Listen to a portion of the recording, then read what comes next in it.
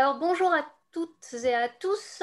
Alors je suis Laure Politis, je suis directrice du Centre d'études et de prospective de la Fondation Kazip Kojazor et j'ai le plaisir de vous retrouver pour la troisième fois depuis le mois de septembre dans le cadre du cycle de conférences Se réinventer pour vieillir autrement que j'organise avec Gadib Guy, qui est directeur de l'Institut Elie Wiesel et de l'Écuge, que je remercie et que je salue.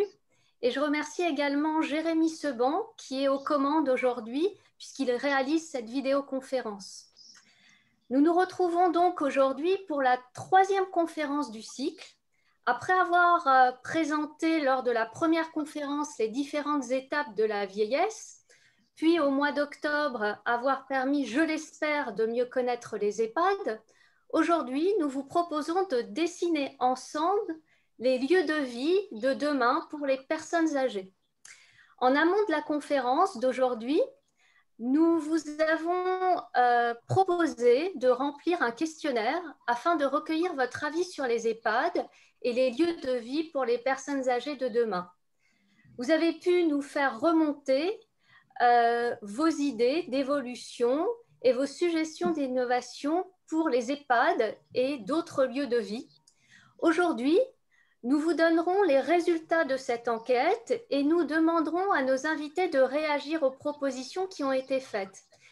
Ils nous expliqueront aussi ce qui est d'ores et déjà envisagé pour transformer les lieux de vie et notamment pour les personnes en perte d'autonomie. Alors, je vais maintenant laisser la parole à Sandra Berthen, qui est professeure et qui aussi qui a la chaire de gestion des services de santé au CNAM et qui nous a fait l'honneur ce soir d'animer le débat. Je lui laisse sans plus tarder la parole. Bonsoir Sandra. Donc je vous laisse la parole. Activez votre micro, Sandra. Pardonnez-moi. Oui, oui. Bonsoir Laure, bonsoir à tous. Merci beaucoup pour votre invitation.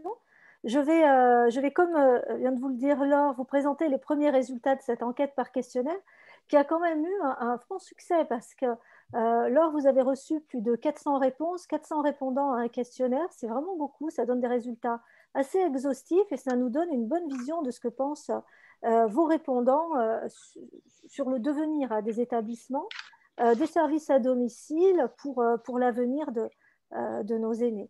Alors, sur ces 400 répondants, nous avons essentiellement des proches. On est plus proche, excusez-moi Sandra, on est plus proche de 500 personnes. C'est d'autant plus important qu'il faut vraiment le souligner. Et parmi ces répondants, on a essentiellement des proches de résidents, des familles et bien sûr des salariés. Ce sont la majorité des répondants. Et quand on regarde les résultats, globalement, on se rend compte que dans 46% des cas, les EHPAD semblent répondre aux attentes des répondants. Alors, ce n'est pas tout à fait la moitié, ça n'est que 46% des cas. Pour autant, quand on examine plus spécifiquement les réponses qui sont apportées, on se rend compte que les répondants sont quand même globalement satisfaits des prestations qui sont proposées, des services et des accompagnements proposés à leurs proches ou aux personnes qui sont accompagnées par les salariés. Par exemple, on se rend compte que les répondants sont plutôt globalement satisfaits de la place accordée aux proches au sein de l'établissement, de même qu'ils ne remettent pas en question la qualité des soins et des accompagnements qui sont apportés. Même au contraire, leur qualité est soulignée. Ils sont également satisfaits des repas proposés, de l'aide apportée dans la réalisation des actes de la vie quotidienne, comme la toilette ou encore l'aide au déplacement ou parfois même l'aide au repas. Les répondants manifestent aussi leur satisfaction à l'égard de l'aménagement et de l'architecture des locaux et soulignent la qualité de la relation avec les équipes. La satisfaction est toujours présente, moins marquée, mais présente en ce qui concerne les animations et les sorties qui sont proposées. En revanche, là où les répondants sont nettement plus réservés, c'est en ce qui concerne le coût mensuel de l'accompagnement de leurs proches, l'accompagnement des résidents. Et quand on regarde les suggestions qui sont faites par ces presque 500 répondants pour améliorer la situation globale des établissements, eh bien, ces suggestions sont extrêmement variées. Alors, je ne peux pas ici toutes les présenter, mais si on devait se focaliser sur quelques-unes, évidemment, la première qui est à souligner, c'est le fait d'avoir plus de personnel. Cette suggestion, c'est important de le souligner, est faite de la même manière par les proches des résidents et par les personnels qui sont parmi les répondants. C'est vraiment le manque de personnel qui est souligné en premier lieu. Ensuite, les répondants demandent aussi davantage de proximité, d'écoute, d'empathie de la part du personnel. Alors là, évidemment, on imagine bien que ces réponses sont faites davantage par les familles que par les personnels eux-mêmes, encore que ça pourrait être discuté quand on entend ce que l'on entend parfois sur le terrain, au sein des équipes. Cette suggestion, on pourrait aussi se dire qu'elle est liée à une autre, qui est celle de la demande, du souhait d'une plus grande collaboration, d'une plus grande proximité et coopération entre la direction, les cadres, les salariés, les résidents et les familles. Alors, c'est suggéré alors même que, si vous vous souvenez bien, je vous ai dit que cette relation, elle était exprimée comme étant tout à fait satisfaisante de la part des répondants. Il n'empêche que on a des suggestions de ce point de vue-là.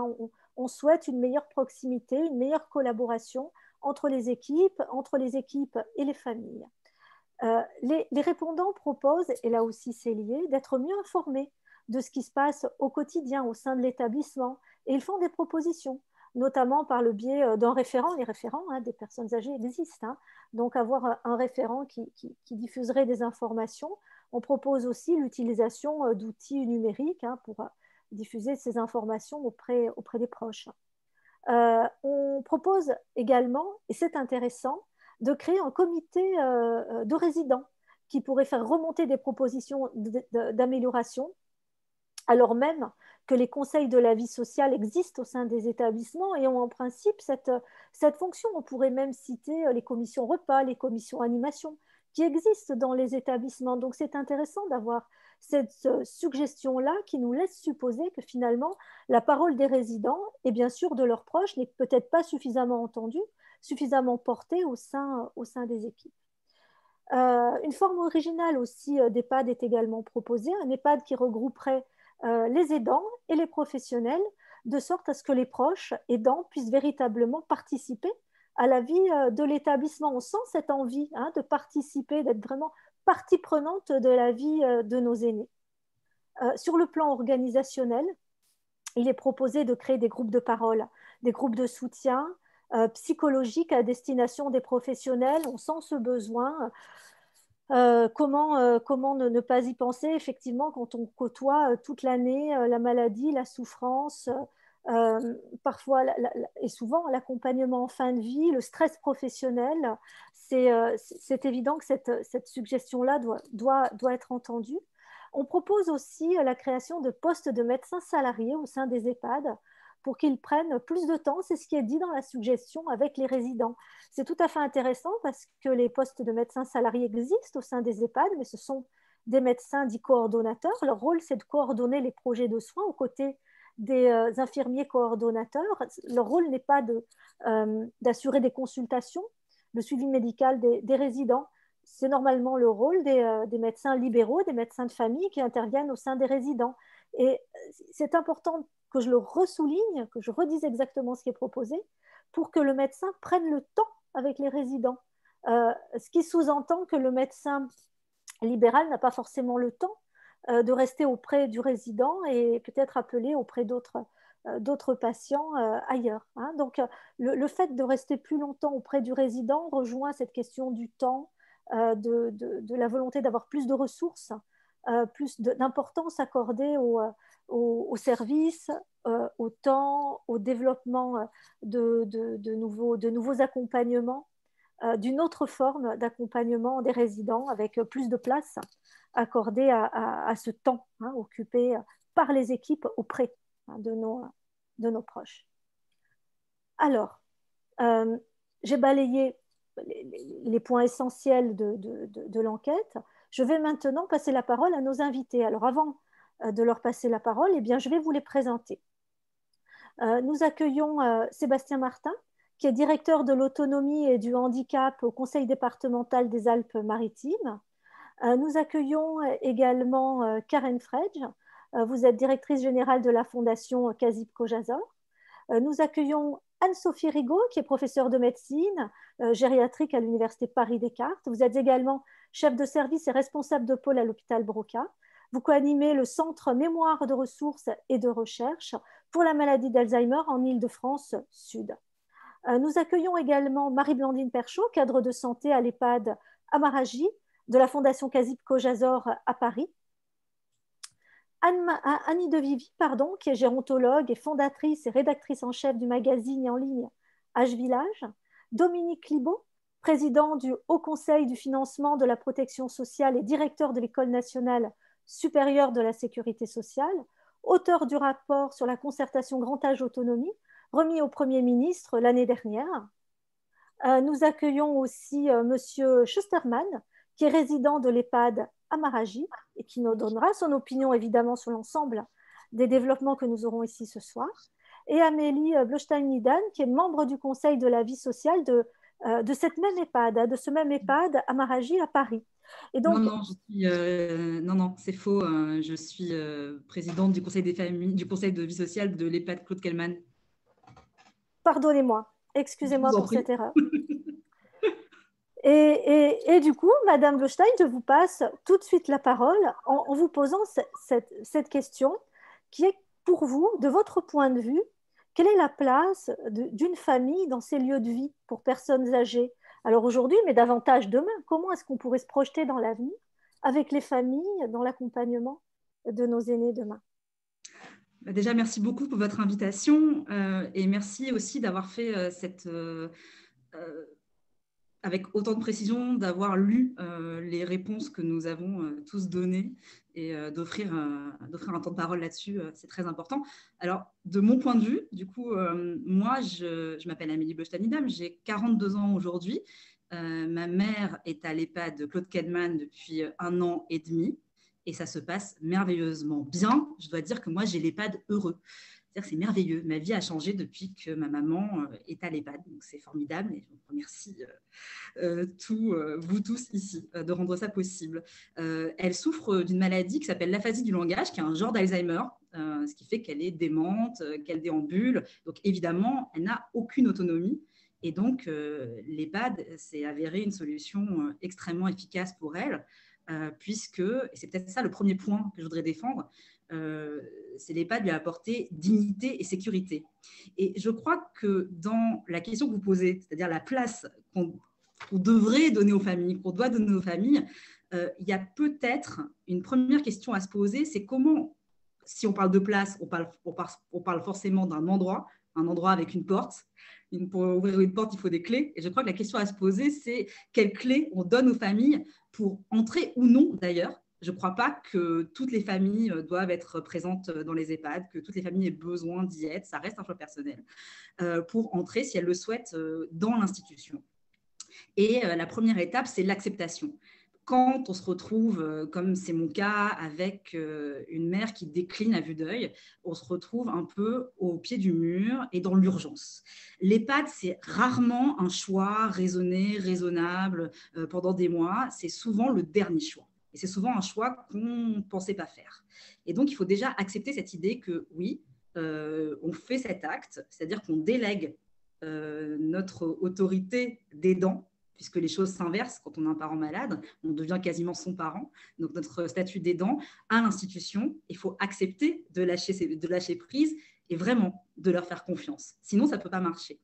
Et je crois que pour obtenir cette confiance, il y a un travail à faire entre l'institution et les familles. Et ça, c'est peut-être une proposition que j'aurais à suggérer. C'est peut-être on pourrait imaginer un espèce de module de formation très rapide quand une famille entre à l'EHPAD pour expliquer à la famille comment ça marche en fait, bêtement.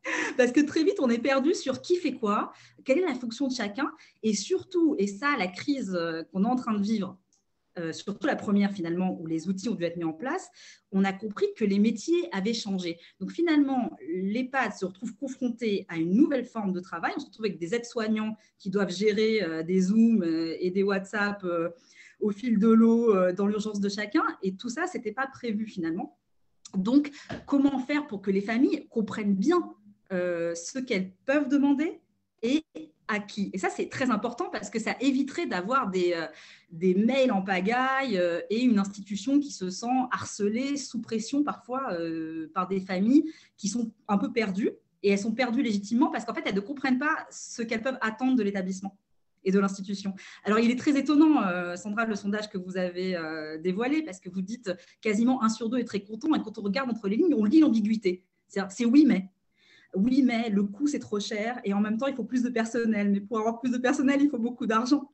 C'est étonnant, parce que finalement, effectivement, c'est beaucoup d'argent, une chambre en EHPAD, mais en fait, c'est beaucoup moins que ce que ça coûte dans une réalité. Et ça, il faudrait pouvoir l'expliquer aux familles de façon plus spécifique.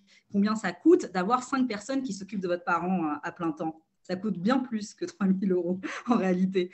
Et je crois qu'il y a un problème d'écoute là-dessus sur la réalité des choses. Et une fois que tout ça est fait, c'est-à-dire qu'on a des familles qui sont en confiance vis-à-vis de l'institution et qui sont conscientes de ce qu'elles peuvent demander, alors là, oui, on peut leur donner une place. Alors, quelle place pour les familles? Elle est extrêmement multiple.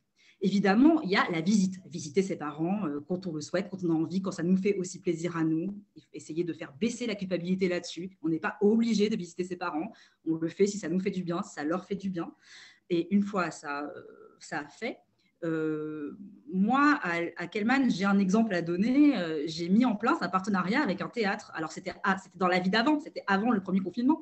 Cet EHPAD, il est situé à Créteil et tout à côté, il y a un théâtre que j'adore. Je suis journaliste culturelle dans la vie et qui est la MAC de Créteil, dont la programmation est excellente. Et j'ai mis en place, j'ai permis en fait d'ouvrir les répétitions, les filages aux résidents de l'EHPAD, pareil, qui souhaitaient venir, qui étaient en capacité de venir. Et c'était génial. Ils étaient ravis de leur après-midi, ça les a aérés, sortis, et c'était un partenariat complètement gratuit. Donc là, c'était un donnant-donnant absolument super. Je pense qu'on peut utiliser, pardon pour le terme, pardon pour ceux qui nous écoutent si ça vous choque, utiliser dans le bon sens du terme ce que chacun en a à offrir. On est tous des adultes avec des parents plus ou moins âgés dans les établissements.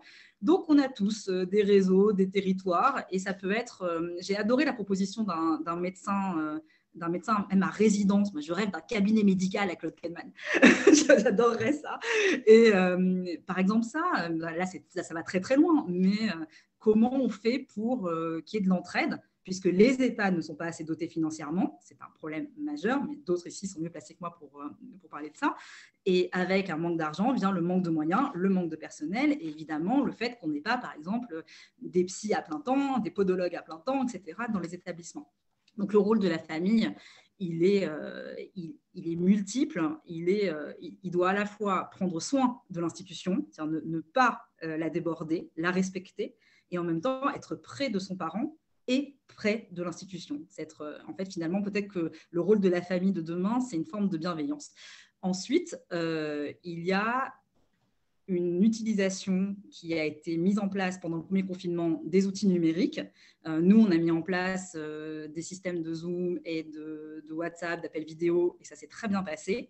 Et ça aussi, ça permet de faire descendre la tension. C'est-à-dire aussi comment faire pour former chacun à ces outils numériques. Ce n'est pas évident. Il y a quelquefois des enfants de résidents qui sont finalement déjà dans une troisième époque de vie, qui ne sont pas forcément habitués aussi au numérique, et c'est aussi compliqué pour eux. Donc, comment s'en les charger, les accompagner de cette transition qui fait que, bêtement, on n'habite pas tous forcément à côté de l'EHPAD.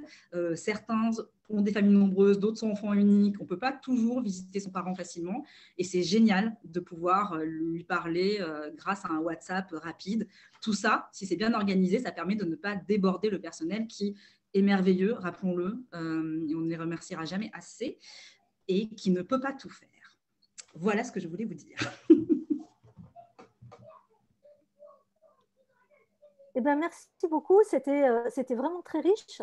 Alors, ce que je retiens de votre intervention, et c'est vraiment très intéressant, c'est que vous nous suggérez de développer finalement l'expérience utilisateur, comme on dit dans les jeux vidéo, ou l'expérience patient dont on parle dans les hôpitaux, de transposer ça et de le contextualiser aux personnes âgées, à nos proches et au personnel qui travaille à leur côté, pour parler peut-être plus de l'expérience résident, Oui.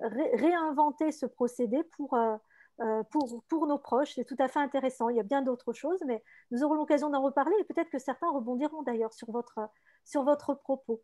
Alors, je souhaitais maintenant passer la parole à Madame Rigaud, parce que vos travaux de recherche portent justement sur les facteurs de risque, de prise en charge des personnes âgées, des aidants. Et que pourriez-vous nous dire justement sur la prévention de la perte d'autonomie au sein des établissements? Alors cette fois, plutôt plus du côté des soignants, des aidants professionnels, pas seulement des soignants, du reste, de l'ensemble des professionnels qui travaillent au sein des établissements, mais peut-être aussi un mot du rôle que les aidants, les proches aidants pourraient jouer dans le cadre de ce maintien d'autonomie. Professeur Rigaud. Merci beaucoup de votre invitation et de votre proposition d'intervenir. J'avais quelques diapositives éventuellement. Est-ce que je peux les passer? Mais à ce moment-là, il faudrait qu'on me dit l'animateur a désactivé le partage d'écran. Est-ce que c'est possible ou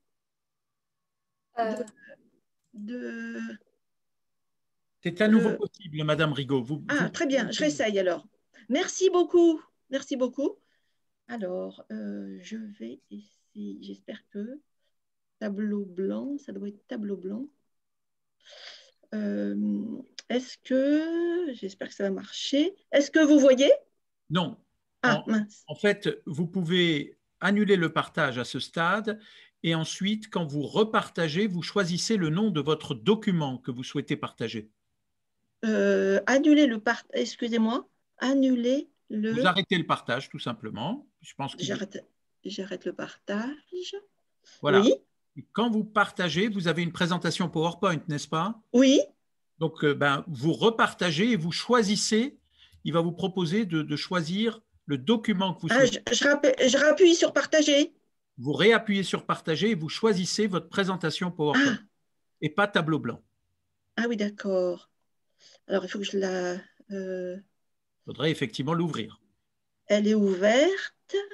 Ah oui, ça y est, excusez-moi, voilà. Et là, c'est bon? Alors, bien là, c'est parfait. OK. Merci beaucoup.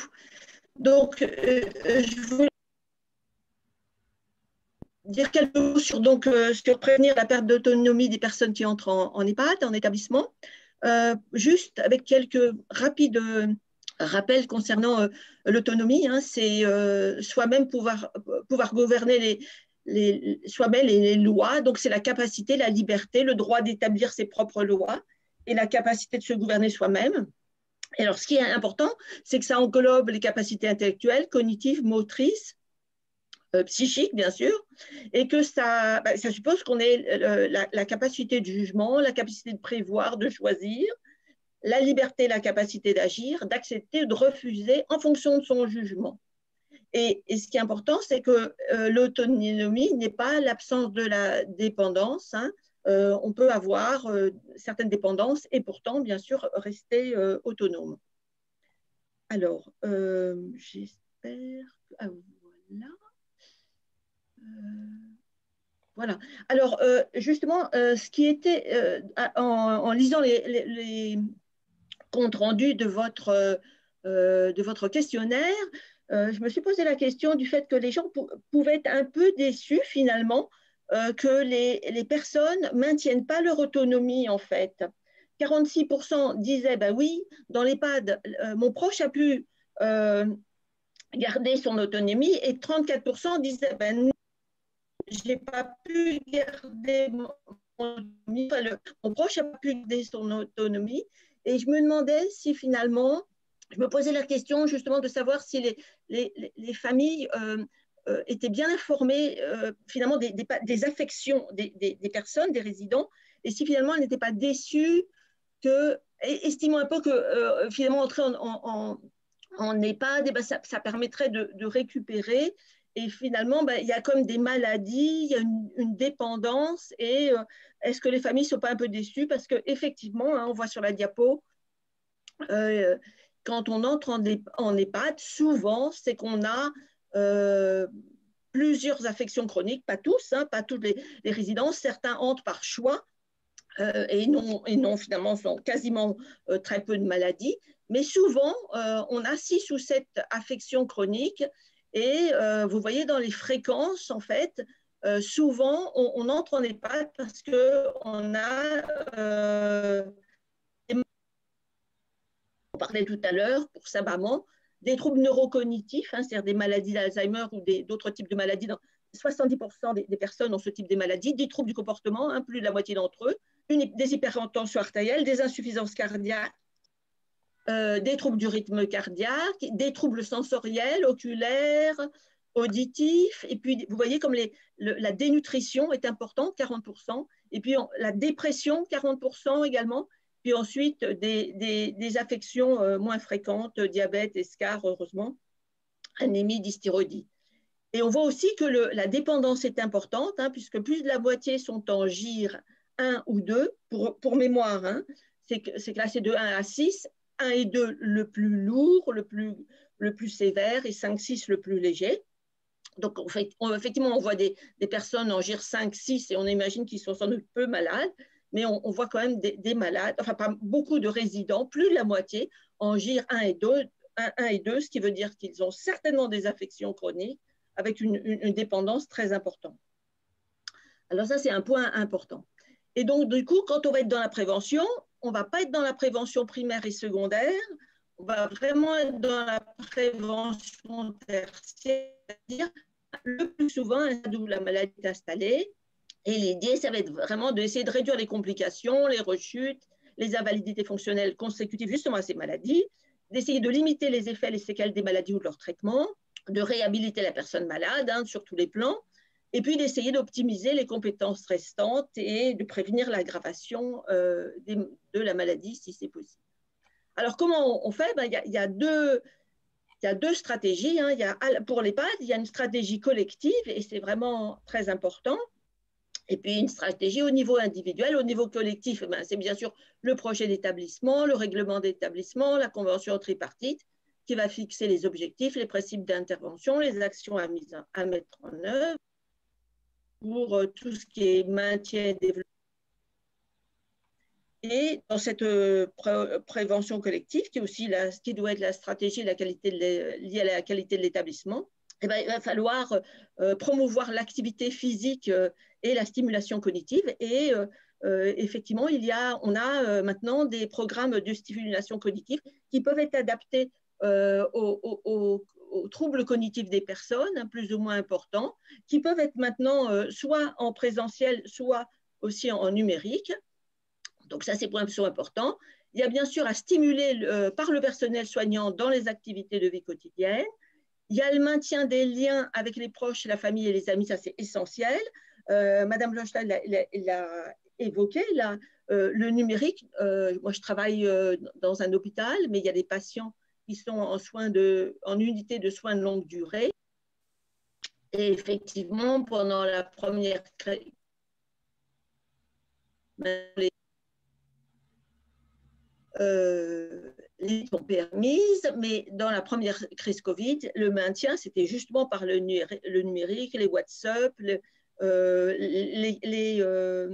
tablettes qui permettaient de garder un lien très important avec sa famille. Et puis, bien sûr, l'ouverture de l'établissement vers l'extérieur.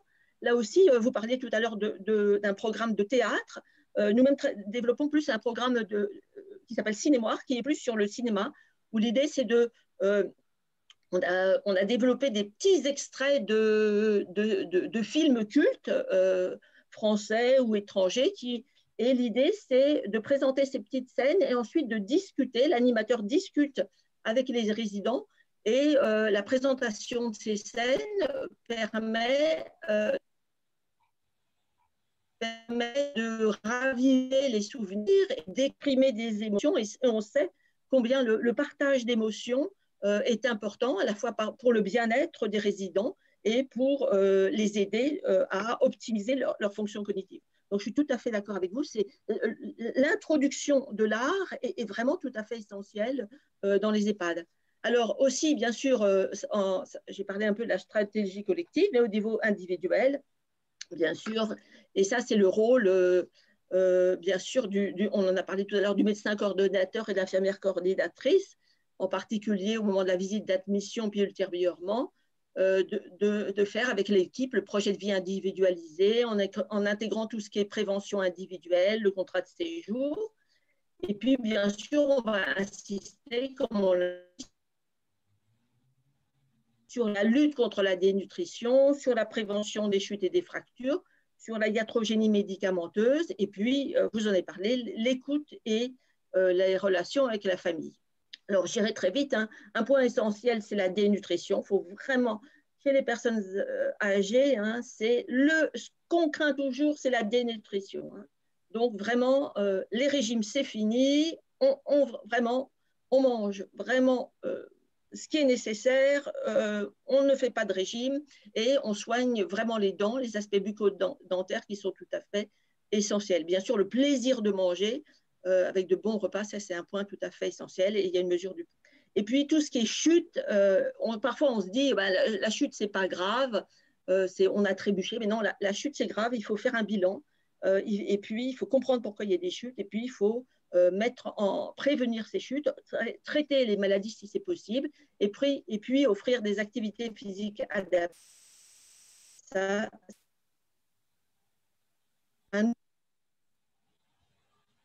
la dépression, ça c'est absolument majeur, surtout chez les personnes âgées. On ne voit pas toujours la tristesse de l'humeur comme on le voit chez les personnes plus jeunes. Donc la dépression, elle est à rechercher hein, chez un manque une diminution de l'appétit, justement un amaigrissement, un repli sur soi, une tendance à se laisser aller. Et puis on craint toujours le suicide, donc toujours être très très prudent là-dessus. Et puis, donc bien sûr, les dépressions, il faut les traiter hein, avec des antidépresseurs. Et puis, bien sûr, tout ce qui est soins relationnels, prise en charge non médicamenteuse est tout à fait essentiel. Et puis, la iatrogénie, il faut toujours que le médecin traitant, puis que le médecin coordonnateur jette un petit coup d'œil à ces aspects-là. Alors, un point très important, bien sûr, c'est et là, il y a un nouveau plan gouvernemental, c'est vraiment les liens des EHPAD, de la filière gériatrique, vraiment l'intégration de l'EHPAD dans la filière gériatrique, ça me semble tout à fait important, d'autant plus au moment de la crise Covid, hein, où je pense que pour un certain nombre d'EHPAD, ça a été vraiment important de pouvoir être en lien avec la filière gériatrique, avec le numéro d'appel 24/24 pour avoir des conseils éventuellement de l'hôpital, pouvoir hospitaliser des résidents qui avaient l'infection rapidement. Donc, cet aspect d'implication, de participation, d'inscription dans la filière gériatrique me semble tout à fait important. Et actuellement, il y a vraiment des gros plans qui permettent que vraiment les partenariats entre les EHPAD et tout leur environnement, à la fois sanitaire et médico-social, se mettent en place. Et je pense que c'est vraiment un point très important. Les hébergements temporaires, ça c'est vraiment un point aussi très, très utile.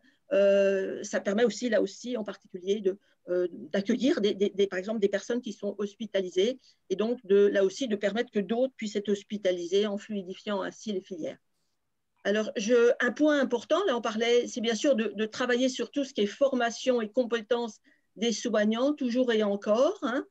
Le soutien des soignants, il a été majeur lors de la crise Covid, lors de nos crises Covid. Hein. Les soignants se sont trouvés avec des soignants qui allaient très mal, des résidents qui allaient très mal, des résidents qui décédaient. Et donc ça, c'est vraiment, le soutien des soignants me semble essentiel. Et toujours insister sur le trio, hein, directeur, médecin coordonnateur, infirmière coordonnatrice. Et nous-mêmes à l'université Paris, diplôme universitaire, là, à la formation, à la fonction de médecin coordonnateur et l'autre à la formation de fonction d'infirmière coordonnatrice. Et puis ma dernière diapositive, c'est en fait pour répondre à Mme Leustein, parce qu'effectivement, à l'hôpital Broca, on s'est rendu compte, soit pour l'entrée en USLD, soit pour l'entrée en EHPAD, que c'est très difficile, ce que vous disiez tout à l'heure, pour les familles. Le passage du domicile à l'EHPAD est difficile et c'est ce qu'on a fait comme vous en parlez, comme vous évoquiez tout à l'heure, c'est-à-dire 5 tout petits modules. C'est une sorte de gros module avec 5 petites sous-sections qui justement permet à l'aidant de comprendre de quoi il s'agit, cette EHPAD, comment ça fonctionne, quelles sont les maladies aussi, les résidents, quelles maladies, comment l'EHPAD, comment la soignant interviennent à la fois sur le plan médical, mais également sur le plan des soins psychiques, sur le plan social. Et donc, quels sont les enjeux psychologiques pour les dents, ce que vous disiez tout à l'heure, autour de la culpabilité, hein, est-ce que de ne pas visiter toujours, de trouver sa place. Et puis, il y a aussi le petit module sur journée type vie ma vie de résident pour bien comprendre le fonctionnement de l'EHPAD. Et puis, tout ce qui est directive anticipée et fin de vie, parce que parfois, c'est aussi des moments, bien sûr, qui peuvent être extrêmement, extrêmement douloureux. Donc, effectivement, on pense tout à fait qu'il est très important que les aidants puissent bien comprendre le fonctionnement de l'EHPAD pour pouvoir trouver leur place à l'intérieur. Voilà, je vous remercie. Merci beaucoup, c'était absolument passionnant, c'était vraiment très riche. Donc, du coup, c'est vraiment très intéressant ce que vous nous avez expliqué, parce que ce que l'on comprend de votre propos, c'est que, bien sûr, il faut transformer les organisations, alors que ce que l'on entend très souvent, c'est que les EHPAD sont des lieux de vie. Or, ce que vous nous expliquez, c'est que les résidents, les personnes âgées sont de plus en plus malades, hein, cumulent différentes pathologies, ont une perte d'autonomie qui peut être parfois extrêmement rapide. Donc, ça suppose des soins beaucoup plus importants, sans aucun doute beaucoup plus techniques qu'auparavant, que ce qu'on pouvait avoir jusqu'à présent, ce qui suppose la formation dont vous parlez, et une place, bien sûr, toujours plus importante des aidants. Et pour rejoindre ce que disait Mme Blostein tout à l'heure, évidemment, une meilleure information, une meilleure collaboration avec les familles. Donc, du coup, je me tourne vers Dominique Libaud. Dominique Libaud, vous avez rendu au Premier ministre l'an dernier le rapport Concertation Autonomie Grand Âge. Ce rapport est d'une richesse absolument inouïe et montre les limites des organisations telles que nous les connaissons aujourd'hui et donne des pistes sur l'avenir de l'accompagnement de nos aînés, que ce soit en établissement ou à domicile. Donc, par rapport à ce qui vient d'être dit, à la fois du point de vue des proches, à la fois du point de vue des praticiens, qu'est-ce que vous pourriez nous dire sur l'avenir de nos établissements, de l'hébergement à domicile, éventuellement de forme hybride, compte tenu du rapport que vous avez rédigé et remis l'an dernier? Oui, d'abord, moi je trouve que les 2 interventions qu'on vient d'écouter sont déjà effectivement très intéressantes et je les ai écoutées avec beaucoup d'attention. Le nouvel hébergement demain, une question, est-ce qu'il existe déjà et pour reprendre aussi la première intervention sur le nouvel EHPAD dont je vais parler, une question, c'est est-ce qu'il faut complètement le réinventer ou est-ce que quelque part il existe déjà, il y a des bonnes pratiques. Et oui, il y a des bonnes pratiques. Et ce qui me frappe énormément, c'est l'hétérogénéité aujourd'hui. C'est aussi ce qu'on voit à travers votre retour donc ce que vous avez présenté au début, effectivement, de la part des intéressés. On a fait aussi une enquête, évidemment, dans le cadre de la concertation Grand Âge Autonomie. Et en fait, il y a énormément de pratiques différentes. Vraiment, le sujet de l'hétérogénéité, je pense, il est malheureusement très important. Et donc, un des sujets, c'est d'homogénéiser aussi un peu les pratiques et d'amener vers la qualité à partir des bonnes pratiques qui existent. Alors, en général, effectivement, ce qui est reproché à ce qui est aujourd'hui, c'est l'absence de libre choix. Souvent, le fait que c'est la contrainte qui fait qu'on va vers telle ou telle solution, l'absence de citoyenneté et le relatif isolement dans lequel on peut être relégué, que ce soit à domicile chez soi, où vous savez, il y a une perception d'isolement chez beaucoup de personnes âgées qui est très très forte, qui ressort toutes les enquêtes Petits Frères des pauvres notamment, par exemple, mais aussi donc l'isolement en EHPAD, puisqu'on sait bien que l'EHPAD peut être un lieu aussi d'isolement vis-à-vis du reste de la société, avec, voilà, pour ceux qui fréquentent les EHPAD, il y en a où vraiment, effectivement, les personnes âgées sont, pour une grande partie du temps, laissées à elles-mêmes, sans beaucoup d'éléments. Donc, le libre choix, la citoyenneté, la dignité, évidemment, qui a déjà été évoqué. Et donc, ce qu'on va dire sur ce qui est souhaité, c'est un habitat choisi, un habitat accompagné, un habitat partagé, si possible. Donc voilà, la notion de partage pour celles et ceux qui le souhaitent, mais effectivement, essayer de lutter contre l'isolement.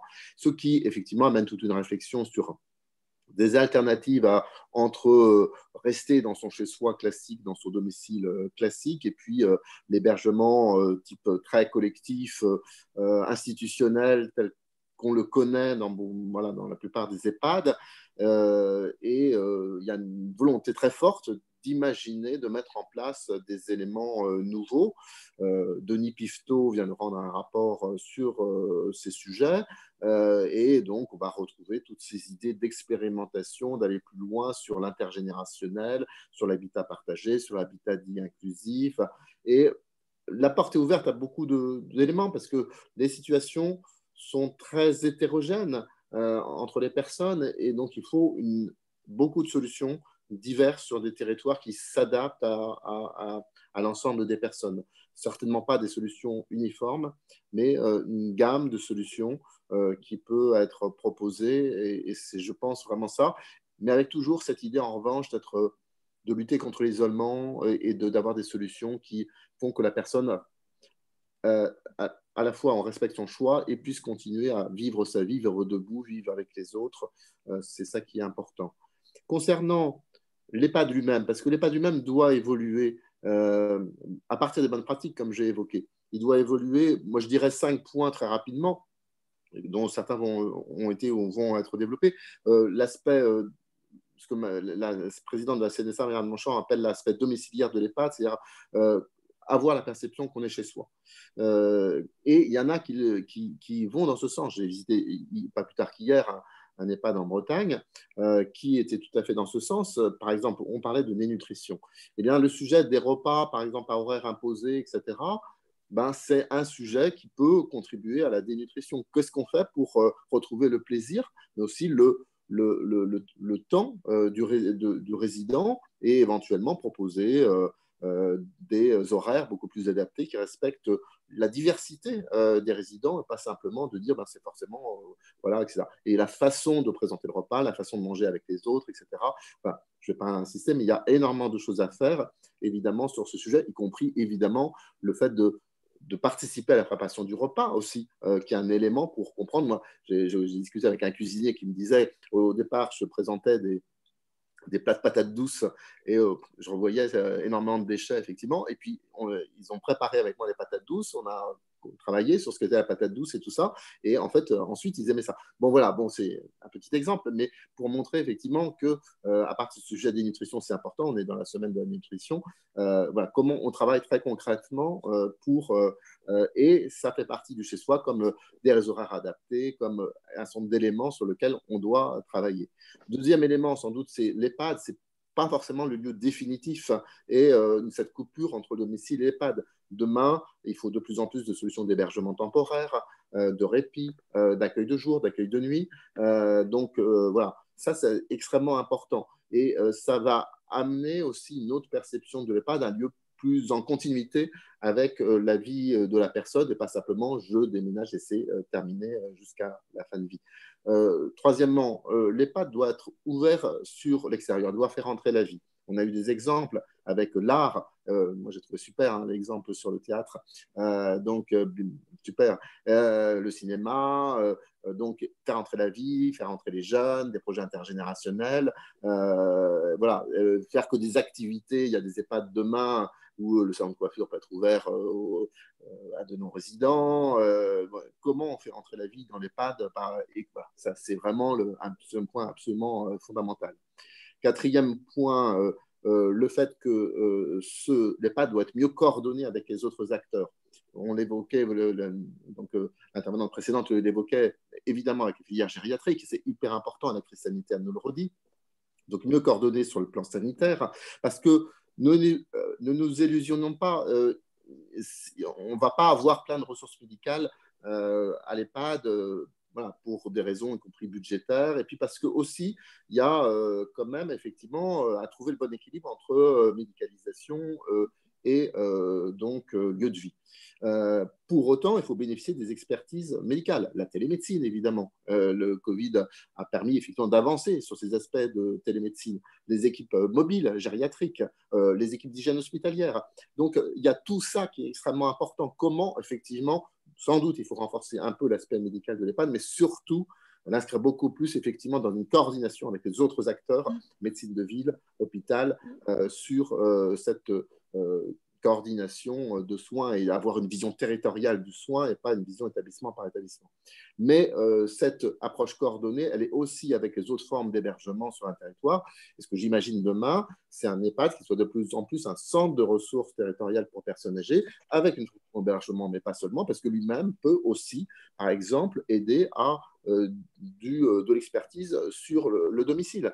Donc, il faut concevoir autrement, effectivement, demain, l'EHPAD avec un centre de ressources territoriales pour personnes âgées, ce qui d'ailleurs, entre nous, fait qu'aussi, il y a sans doute à modifier le nom de l'EHPAD, parce qu'il y a aussi une image avec ce nom, établissement pour personnes âgées dépendantes, qui n'est pas terrible.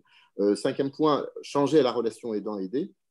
Je pense que c'est très important, peut-être que d'autres intervenants, peut-être Annie Devilliers reviendra, mais tout ceci, c'est changer profondément, effectivement, la relation, parce qu'il faut accompagner la personne.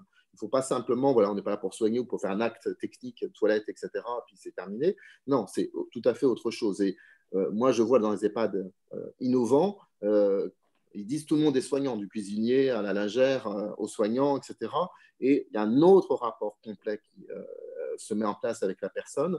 Et c'est ça qui est intéressant et il faut vraiment, et qui en même temps redonne du sens aux professionnels et à ce métier. Parce que, j'en terminerai presque par là, il faut bien le dire, une nouvelle EHPAD, ça suppose des personnels qualifiés. Et le vrai sujet qu'on a au jour d'aujourd'hui, c'est l'insuffisance de professionnels qualifiés. Alors, on parle effectivement du problème du ratio personnel résident, et c'est une donnée du sujet. Moi, dans mon rapport, je proposais d'améliorer le ratio de 25%, parce qu'effectivement, si on n'est pas assez nombreux, ben, on est concentré sur les tâches les moins intéressantes, et on ne peut pas avoir ce côté relationnel, ce côté accompagnateur, etc. Donc, il y a ce côté-là, mais il y a le côté aussi formation. Il y a un côté management aussi, qui est aussi très important. Je vois avec des moyens aussi à peu près équivalents des choses extrêmement différentes. Donc, il y a tous ces éléments-là pour effectivement faire que les métiers soient attractifs. Et ça, c'est très, très important qu'on ait suffisamment demain de personnel, parce qu'aujourd'hui, on le voit dans la crise, malheureusement, il y a des problèmes tout simplement de continuité de service. Et on peut être dans un cercle vicieux s'il n'y a pas assez de personnel, encore une fois, je l'ai évoqué, et il faut demain retrouver un cercle vertueux qui va changer l'image des métiers du grand âge, et pour ça, il faut aussi changer l'image du grand âge dans notre société. Donc, voilà ce que je voulais dire essentiellement. Merci beaucoup Dominique Libaud, c'était extrêmement intéressant, extrêmement riche. J'invite d'ailleurs tous ceux qui nous écoutent à lire le rapport que vous avez produit l'an dernier, parce qu'il nous permet vraiment d'envisager l'avenir du point de vue de tous ceux qui y ont participé, c'est-à-dire les acteurs du secteur des personnes âgées, que ce soit des professionnels qui œuvrent auprès des résidents ou bien des familles, des associations d'usagers, etc. Ça peut être vraiment utile à tous. Alors, justement, les établissements sont ancrés dans leur territoire, ils dépendent des départements. Donc, Sébastien Martin, comment faire en sorte d'harmoniser la qualité au sein des EHPAD, comment faire en sorte presque même de lancer partout sur les territoires, d'organiser cette transformation pour changer nos établissements, et quel est le rôle d'un département dans cette transformation et à la fois cette harmonisation? Bonjour à tous, je remercie Je vous remercie en tout cas pour l'organisation de cette table ronde et pour la qualité en tout cas des intervenants et de leurs interventions. Moi, je voudrais juste revenir sur le questionnaire qui était fort intéressant et la réponse qui a été soulignée notamment sur 2 points, le temps d'intervention auprès des personnes âgées et la rémunération. Et donc, ça vient un peu aussi en ricochet avec ce que vient de dire Monsieur Libaud.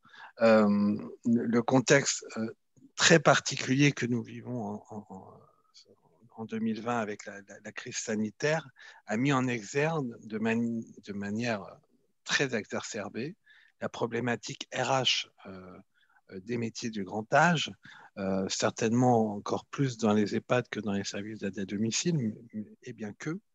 Et ces structures qui ne parviennent pas à recruter des personnes qualifiées, notamment soignants, infirmiers, médecins coordinateurs, qui sont en tension. Et donc la problématique, j'entendais M. Libaud, c'est de pouvoir recruter des personnes qualifiées. Moi j'ai envie de dire que la problématique, c'est de recréer des vocations. Et aujourd'hui, on a perdu les vocations de personnes qui ont envie de travailler auprès des personnes âgées. Donc avant même de parler de la professionnalisation, il va falloir travailler sur susciter les vocations. Et nous, département des Alpes-Maritimes, on est en train de réfléchir à un plan dans le cadre d'une centre départemental de professionnalisation pour sensibiliser les collégiens, les lycéens, les bénéficiaires du RSA, mais très tôt finalement les collégiens pour dire que l'intervention et l'aide aux personnes âgées, au-delà de sa dimension sociale, c'est une grande chance. C'est se rendre utile, c'est savoir être utile, et ça c'est très important. Sur le deuxième point, sur cette forte tension, puisqu'on a une forte tension historique depuis plusieurs années de postes non pourvus, un taux d'absentéisme important depuis la première vague. Le département s'est saisi de ce dossier en mettant en place des actions particulières ciblées vers les EHPAD dans le cadre d'un plan pour l'emploi, donc un plan départemental d'insertion en orientant des bénéficiaires du RSA vers ces structures dans le cadre de contrats aidés en mettant en place une entreprise et pour les former et également en mettant en place une entreprise de travail temporaire d'insertion, un ETTI, spécialisé dans les domaines et accompagnant les formations de ces personnels. C'est extrêmement important de ressusciter la vocation et de pouvoir accompagner des personnes peut-être qui n'étaient pas issues du champ ou qui n'avaient pas cette vocation ou cette formation de base, de les amener, de les susciter à travers ce plan d'insertion. Et puis, un dernier point sur ce questionnaire, c'est quand même les solutions alternatives à l'EHPAD, pour lesquelles la première réponse est le maintien à domicile. Et donc, oui, le département, nous accompagnons dans les Alpes-Maritimes plus de 50 000 personnes âgées, dont 28 000 en situation de dépendance. Donc, ça veut dire que pour nous, nous accompagnons au quotidien plus de 27 000 seniors dans le champ de la prévention, dans le champ de l'animation, dans le champ de la vie sociale, pour éviter la perte d'autonomie, pour avertir ou en tout cas la ralentir le plus possible. Et ça, c'est très important. Je ne vais pas détailler parce que ce n'était pas l'objet de la réunion, mais nous avons également depuis plusieurs années, et nous sommes attachés à développer des appels à projets de résidence autonomie, parce que c'est une solution alternative. Nous en avons fait 100 l'année dernière. Nous avons lancé un appel à projet spécifique de 150 logements cette année pour aller sur des territoires non pourvus ou des territoires du moyen et haut pays, parce que les Alpes-Maritimes, ce n'est pas que la bande côtière et notre belle plage qui bordent la Méditerranée, mais c'est aussi nos montagnes, nos moyens et hauts pays. Et donc, l'idée, c'est de pouvoir créer des dynamiques et des logements alternatifs. Nous venons de lancer avec l'ARS un appel à projet Habitat Inclusif. Nous en relancerons un très très vite avec la CARSAT. Et puis, nous réfléchissons également à ouvrir des possibilités d'accueil de jour, enfin non, de permettre à des familles d'accueil d'accueillir en mode accueil de jour. Le département des Alpes-Maritimes, c'est un département où il y a un gros problème de foncier, je ne l'apprends à personne. Hein. Les prix sont les prix parisiens, hein, quel que soit de Cannes à Menton. Donc, il y a des petits logements et on n'a pas beaucoup de familles d'accueil. Par contre, et financièrement, nous ne pourrons pas mettre des accueils de jour autonomes ou des accueils de jour adossés à des EHPAD dans chaque commune ou chaque village du département. Donc, l'idée aussi, c'est de trouver des alternatives. Pour répondre à votre question sur réduire l'hétérogénéité dans les EHPAD. Alors, déjà, il y a eu la signature des conventions tripartites qui ont permis, dans un premier temps, d'allouer des moyens en termes de dépendance, qui a été réaffirmé par la loi SV avec notamment les valeurs départementales du point de GIR, la convergence tarifaire, l'uniformisation des moyens budgétaires, également l'encadrement des ratios grâce au CEPOM. Mais moi, je ne suis pas sûr qu'il fasse aller vers des EHPAD très hétérogènes les uns des autres. Je pense que la spécificité des EHPAD, la spécialisation de certains sont une richesse pour un territoire. Nous avons dans ce département un EHPAD associatif spécial Alzheimer. Nous avons un EHPAD privé spécialisé dans l'accueil de la fin de vie. Et donc ça, c'est aussi des forces. Donc voilà, moi, l'hétérogénéité, je pense qu'il y a un socle pour cadrer les ratios, un socle pour harmoniser des choses, notamment les crédits. Mais je pense qu'il faut aussi donner la liberté aux EHPAD de se réinventer. Le département, lui, est là en soutien, les accompagne. Et l'hétérogénéité, je vais vous dire, dans un département comme les Alpes-Maritimes, c'est difficile. Nous avons 160 EHPAD, 11 870 places, dont près de 52% sont habilités à l'aide sociale, mais 75% des EHPAD sont des EHPAD privés. Et donc, le choix des gens d'aller dans un EHPAD privé, on a des petits EHPAD de petits groupes, très locaux, des EHPAD de grands groupes, donc c'est pas du tout hétérogène. Et en même temps, il faut aussi respecter le libre choix de la personne.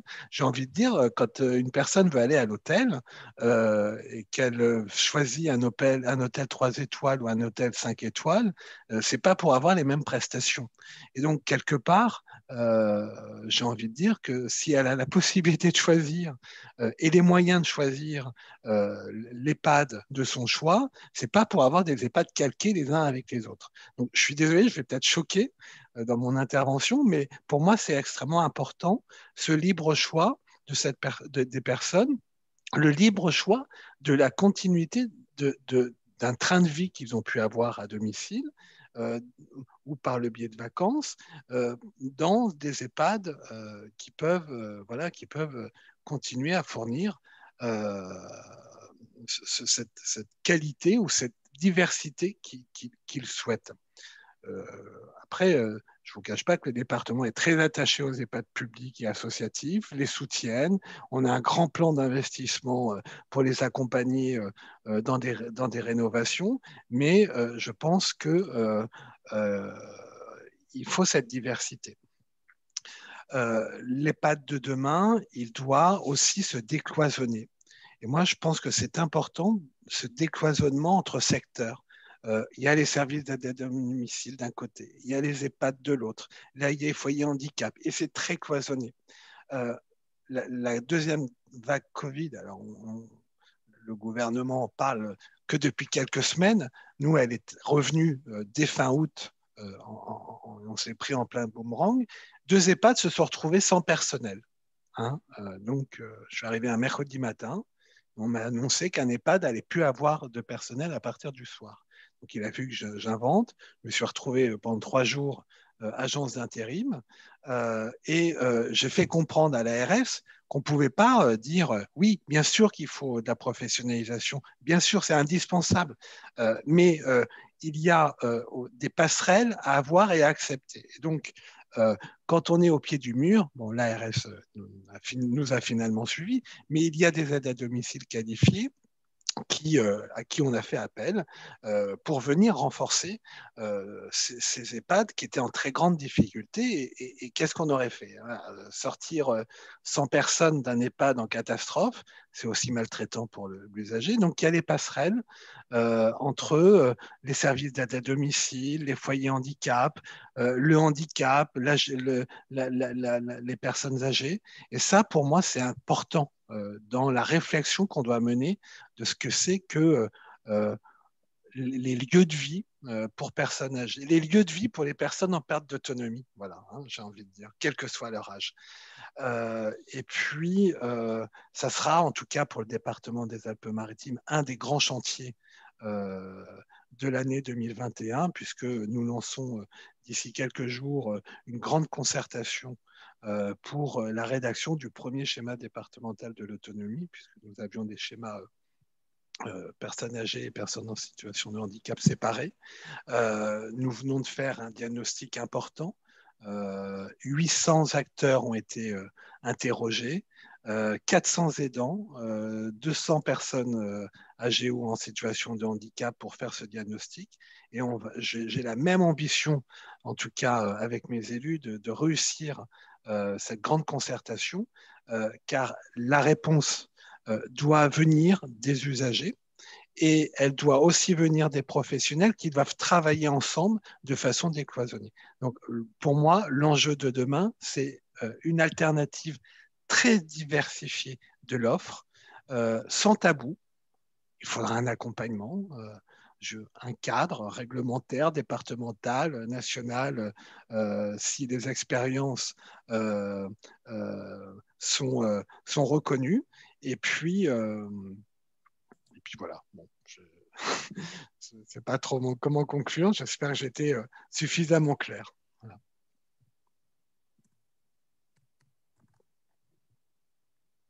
Sandra, oui, oui, pardonnez-moi. Merci beaucoup, Monsieur Martin. Alors, loin de moi l'idée de vouloir réduire la diversité des établissements ou des accueils à domicile, hein, ce serait assez malvenu. Alors, justement, sur le thème des aidants, de la proximité des familles, des proches, Annie de Vivi, vous êtes bien placée pour en parler parce que ça fait partie de vos travaux, ça fait partie de vos engagements, de même que les thérapies non médicamenteuses. Alors, peut-être auriez-vous des suggestions également à apporter à ce sujet pour les établissements de demain. Dans l'avenir, quelle place accorder aux proches, quelle place apporter aux thérapies non médicamenteuses à côté de tous les soins dont on a parlé, puisqu'évidemment, nos proches vieillissent, sont de plus en plus dépendants et cumulent différentes pathologies. Néanmoins, ce que vous proposez peut cohabiter avec la grande dépendance. Vous pourriez nous en parler ? Avec plaisir. Écoutez, vraiment avec plaisir.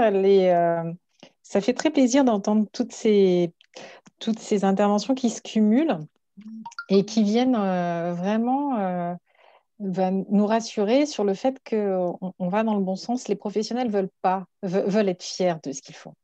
Ils veulent être fiers de la qualité du prendre soin qu'ils veulent proposer. Donc, ils veulent acquérir des techniques, des moyens et avoir suffisamment de taux d'encadrement pour pouvoir accompagner au bon niveau les personnes qu'ils accueillent et qu'ils prennent soin, que ce soit au domicile et en établissement. Et pour aller dans le sens de plusieurs intervenants, et là je pense notamment à M. Martin, sur la demande d'un cadre, d'un cadre complet, il se trouve que justement, dans les Alpes-Maritimes, il y a un établissement, il y a plusieurs établissements qui travaillent sur des approches non médicamenteuses.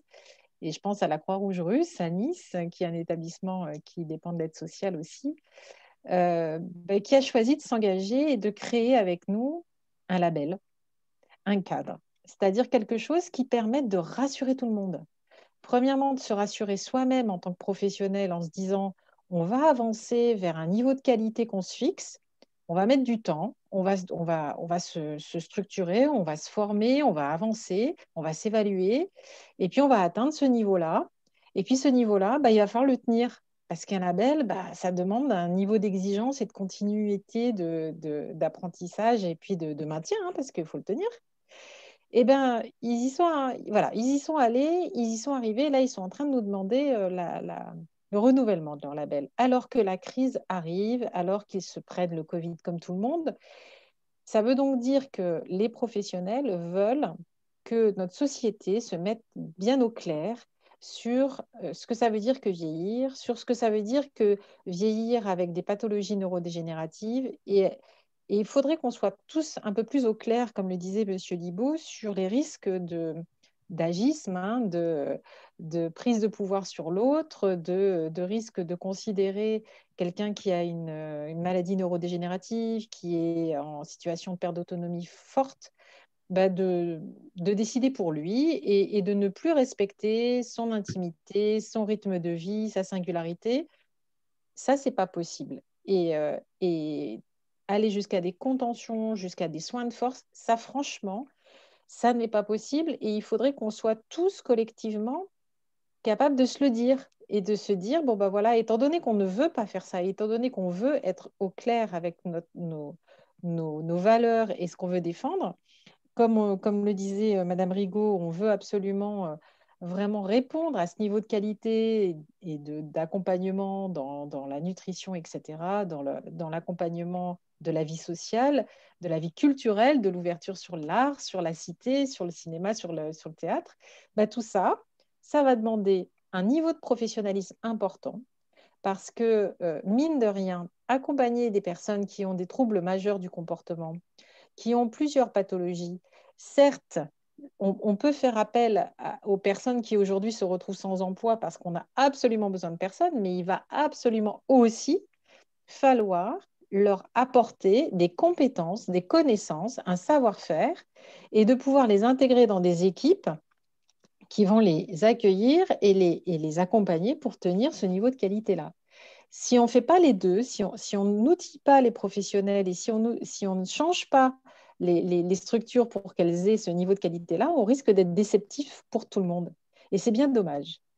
Parce que, mine de rien, moi, ce qui me rassure, c'est qu'il y a aujourd'hui sur le territoire 28, je crois, établissements qui sont labellisés, qui ont toute taille, tout statut, c'est pas une question de statut, c'est pas une question de taille, c'est pas une question d'implantation, c'est vraiment une question de se dire on veut atteindre un niveau de qualité comme ça et puis on va y aller quoi. On va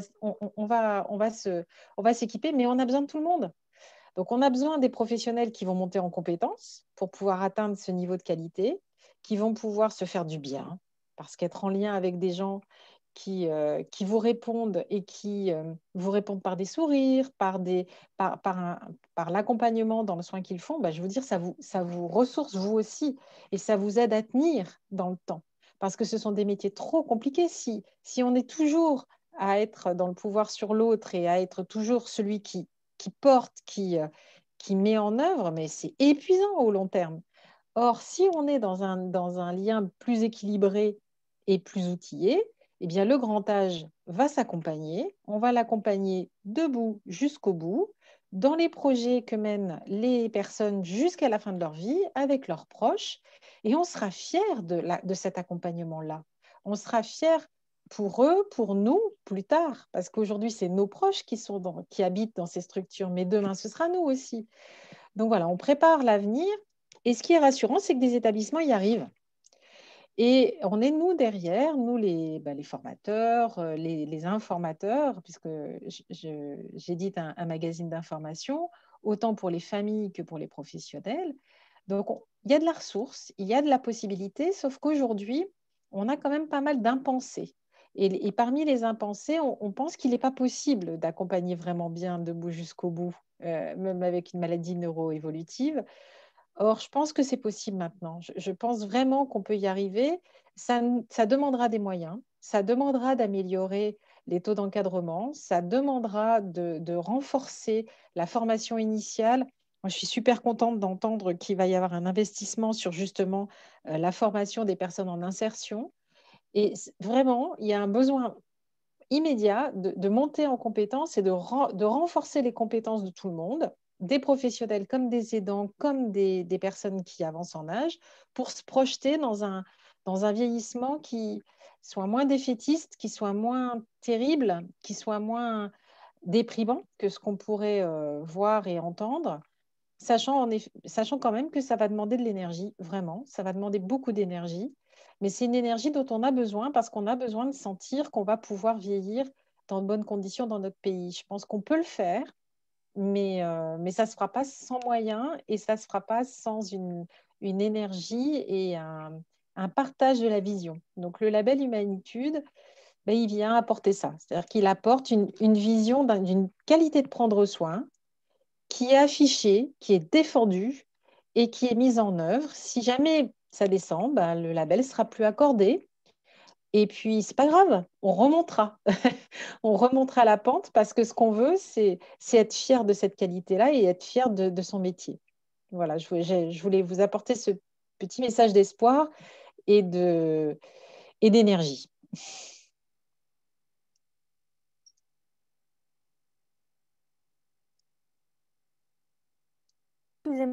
Excusez-moi pour le son qui tarde un peu à arriver. Merci beaucoup, Annie de Vivi, pour votre témoignage. On connaît votre engagement aux côtés de nos aînés, et des professionnels et des proches. Je me tourne maintenant vers le cadre de santé qui est avec nous autour de cette table, hein, en tant que professionnel qui œuvre au quotidien. Marie-Blandine Perchaud, vous êtes cadre dans un EHPAD. Donc, alors, selon vous, par rapport à tout ce qui vient d'être dit, comment est-ce qu'un EHPAD peut maintenir la dynamique? Comment est-ce qu'il peut maintenir la motivation? Comment est-ce qu'il peut aller de l'avant dans cette période extrêmement tendue? Bonsoir, merci de me laisser la parole sur ce sujet.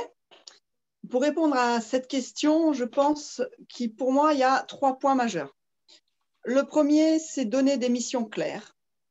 Le deuxième, c'est créer un esprit d'équipe et donner de la reconnaissance. Et le troisième, c'est s'ouvrir vers l'extérieur. Donc, premier point, donner des missions claires, c'est donner du sens. Alors, tout d'abord, ça nécessite des objectifs atteignables. Donc, à court terme, avec le soutien du management. À moyen terme, cela nécessite des politiques publiques engagées pour pérenniser la dynamique des équipes et des établissements. En gestion de crise sanitaire, le plus important pour les équipes, c'est de simplifier les informations. Je leur dis l'essentiel et je garde le cap en toutes circonstances. Par exemple, pendant la première phase de la crise, nous recevions beaucoup de doctrines et de recommandations et ça évoluait quotidiennement. Donc, je faisais des points clairs et réguliers, ce qui apporte de la sécurité, de la lisibilité et de la cohérence. Pour mes équipes, cela maintenait un climat de confiance dans cette période de grande anxiété et de peur. En sortie de crise, pour garder le moral et la dynamique des équipes, concrètement, il me paraît important de maintenir les projets engagés malgré le surcoût que va induire le Covid, tout en tenant compte des moyens humains nécessaires pour les pérenniser. Et là, c'est vrai que je rejoins un certain nombre de propos qui ont été tenus juste avant moi sur ce point-là. Le deuxième point, pour moi, pour garder cette dynamique, ce serait de créer un esprit d'équipe et apporter de la reconnaissance. Donc, pour créer un esprit d'équipe, cela nécessite d'être présent avec les équipes quotidiennement, faire corps avec eux face aux problèmes que nous devons résoudre ensemble. C'est aussi exercer un leadership pour la prise de décision sur ce qu'il faut faire et ne pas faire. C'est parfois gérer des injonctions qui sont paradoxales au plus près du terrain. Donc, en un mot, c'est décider, trancher. Pour parler de l'esprit d'équipe, l'expérience de la gestion de crise du Covid a été le plus révélateur. Par exemple, pendant la crise, nous avions un slogan créé par une aide-soignante qui nous disait « On commence ensemble, on finira ensemble ».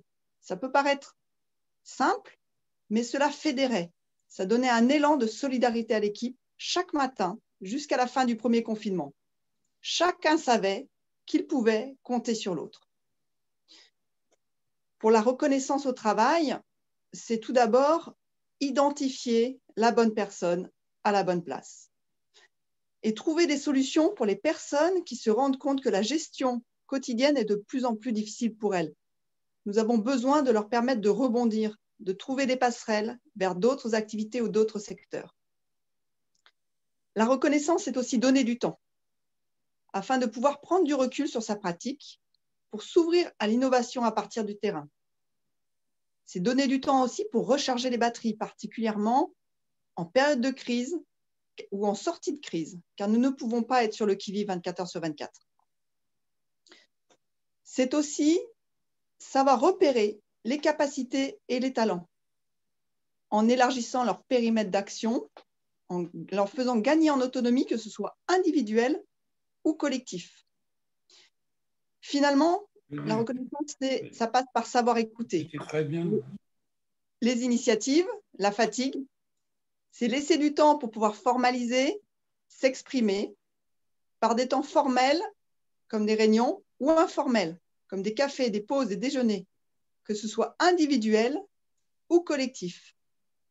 Ces temps-là sont très importants en dehors des crises sanitaires pour continuer de fédérer les équipes, à donner du sens, mais c'est indispensable pendant les crises sanitaires. Quand j'ai posé la question aux équipes, par quoi a été passée la reconnaissance pendant la crise?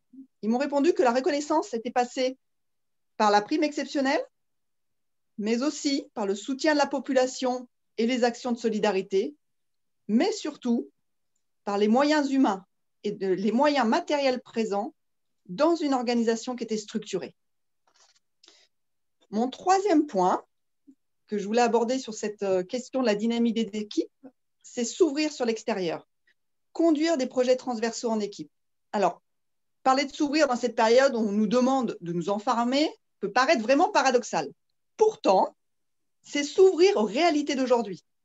C'est pouvoir conduire des projets transversaux qui impliquent les équipes pour construire des solutions de demain, que ce soit peut-être inter-établissement ou avec d'autres acteurs de quartier. Ça a été nommé là, juste avant moi sur des actions de théâtre ou de choses de ce type-là, d'activités qui font entrer la vie dans l'EHPAD, mais aussi avec d'autres acteurs de territoire.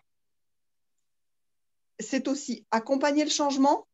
C'est important, on est surtout une période où ça change énormément, c'est le changement de regard sur le vieillissement, c'est l'accompagner, ce changement de regard, en s'appuyant sur les compétences des équipes qui sont pluridisciplinaires. Ça, c'est extrêmement important pour apporter des solutions qui sont personnalisées aux besoins des personnes âgées, qui sont plus respectueuses des situations individuelles. Je vais vous prendre un exemple. Dans l'EHPAD dans lequel je suis, donc à Maraggi, nous commençons la mise en place d'une approche qui est l'approche Montessori, mais cette approche, ça rejoint beaucoup ce que disait Anne de Vivi juste avant moi. C'est une approche qui va nous permettre de faire évoluer l'accompagnement des résidents en répondant aux nouveaux besoins d'accueil pour être au plus proche de leur rythme, au plus proche de leurs besoins, pour des besoins d'accueil aujourd'hui, mais aussi de demain. Ça peut être aussi de partager des projets territoriaux sur lesquels des équipes pourraient apporter leurs compétences, comme développer davantage des séjours temporaires, que ce soit des séjours courts de nuit qui font le lien avec le domicile pour soulager les aidants. Pourrait être aussi travailler en équipe en lien avec le domicile, avec des structures de soins de domicile, par exemple. Donc, en résumé, pour maintenir le moral et la dynamique des équipes, quelles que soient les circonstances, et notamment dans un contexte de crise sanitaire, cela passe par donner des missions claires qui donnent du sens, créer un esprit d'équipe et donner de la reconnaissance, et s'ouvrir vers l'extérieur. Cette question est pour moi d'autant plus primordiale que je suis convaincue que ces périodes de crise que nous vivons vont devenir récurrentes. Et il sera d'autant plus important de bien préserver les périodes intercrises pour maintenir la dynamique des équipes. Voilà ce que je peux dire sur cette question. pour cette conférence ensemble. Et je vous remercie beaucoup de m'avoir pu échanger sur ce sujet. Merci beaucoup, madame. C'était vraiment très intéressant. Et ce qu'on peut retenir de ce que vous avez dit, c'est que finalement, tout ce qui relève de la compétence technique, c'est absolument maîtrisé. Là n'est pas la question. Votre propos, c'est plutôt de dire il faut valoriser nos compétences tacites, celles qui se transmettent de manière par notre travail en équipe, de manière plus ou moins formelle, dans un cadre qui n'est pas celui que l'on a traditionnellement autour d'une table quand on se partage des dossiers de soins, des procédures, des protocoles. L'intérêt est ailleurs pour apporter de la valeur ajoutée auprès des résidents. Ce que vous dites aussi, et c'est intéressant, ça donne matière à réfléchir sur les modes de financement, c'est qu'après tout, vous investissez beaucoup pour accroître la valeur ajoutée des services que vous proposez, en réfléchissant en équipe à de nouveaux projets. Vous avez parlé de projets transversaux. Or, la rémunération, j'allais dire, des établissements ne dépend pas de la valeur ajoutée de votre engagement des projets innovants que vous montez. Donc, ça donne matière à réfléchir sur la manière dont on organise le financement des établissements. Donc, c'est intéressant tout ce que vous avez dit sur le fonctionnement de l'équipe et du dynamisme que vous essayez d'impulser en dépit des tensions qui sont traversées. Parce que vous l'avez dit, vous êtes convaincu que ça va se reproduire.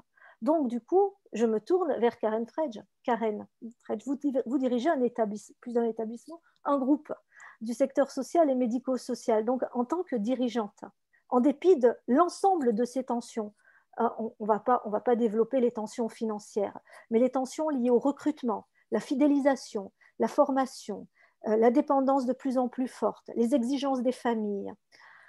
On est, bien sûr, la pandémie actuelle, on est traversé par tant de tensions.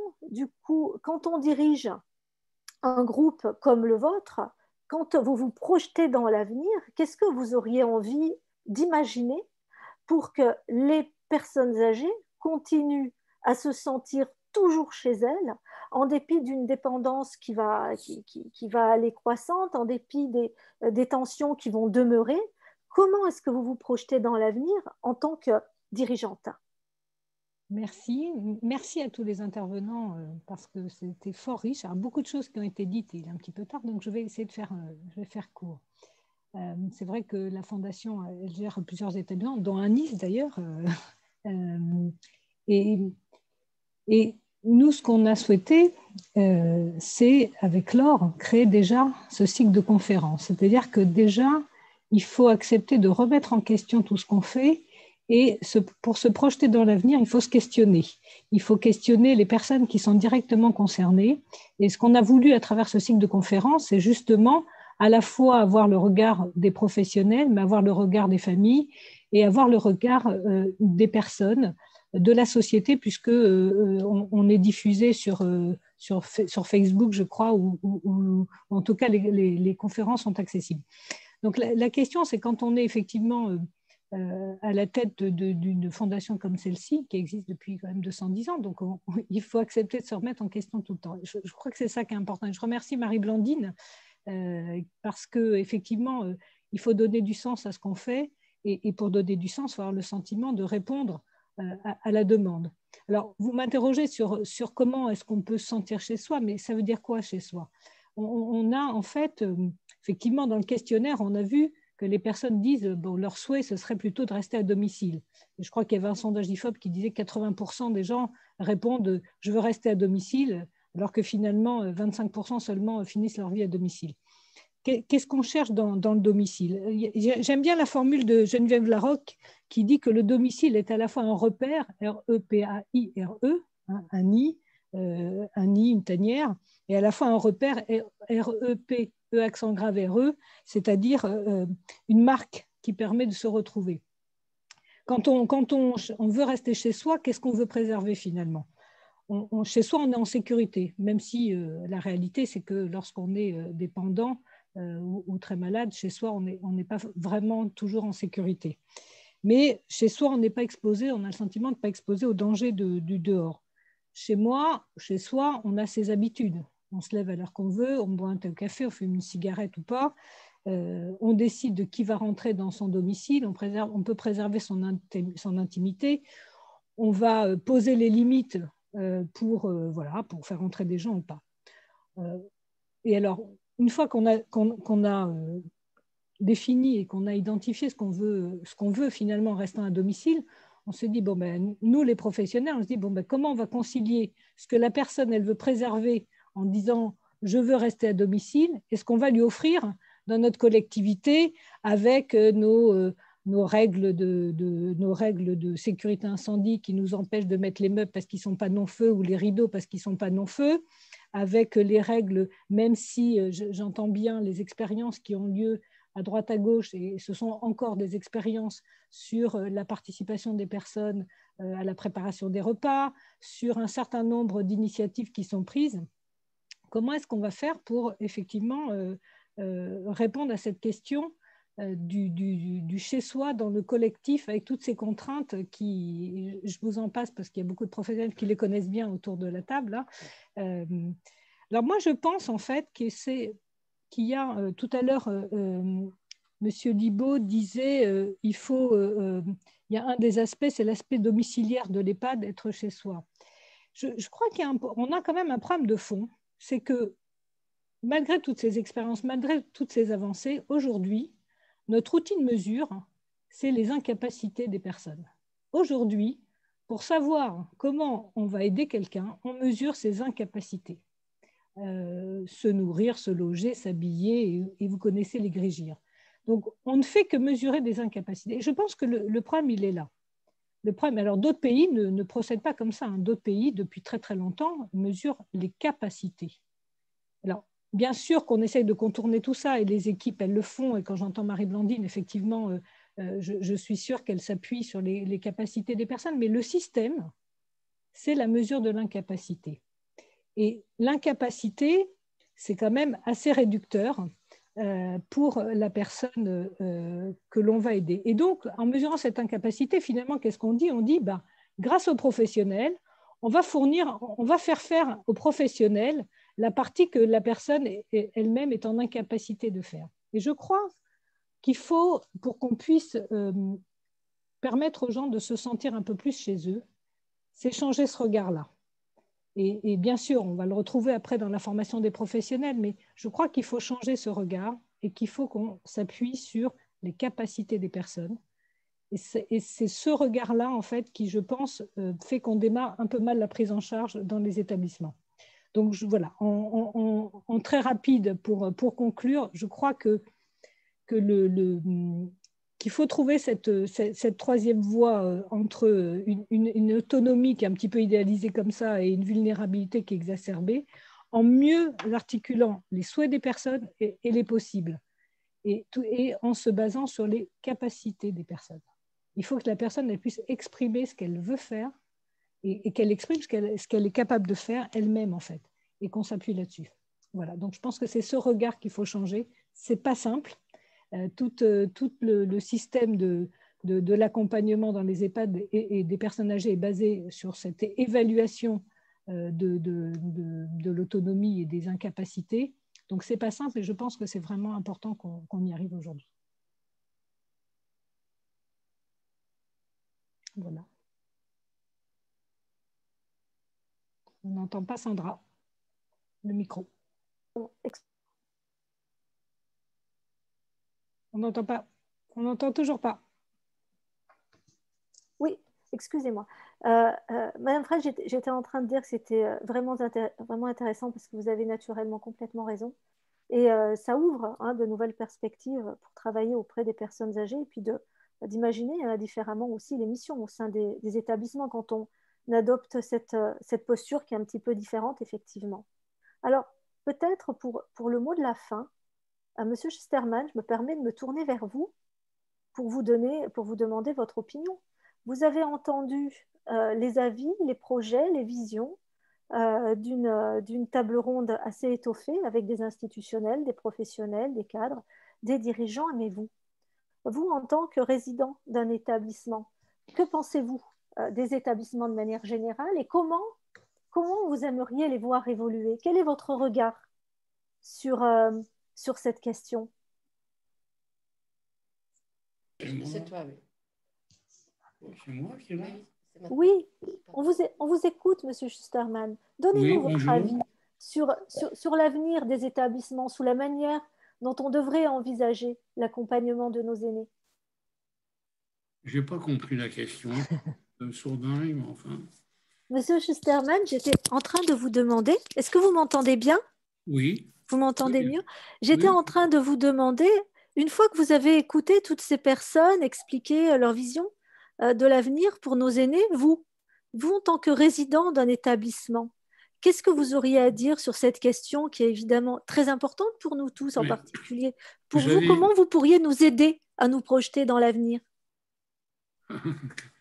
Ça fait déjà 3 mois et demi que je suis là et j'aurais jamais cru un jour, en tant que veuf, passer le restant de ma vie ici, où je vais rester, j'espère, jusqu'à la mort. C'est pour ça que j'ai été presque étourdi de la gentillesse, bonté même, de tout ce qui entoure ici les personnes qui sont d'un certain âge et même certains en fin de vie. Il y a beaucoup de douceur. Et c'est énorme quand on ressent. Le reste importe peu, vous savez. On mange un peu mieux, on mange un peu moins, c'est bon, c'est moins.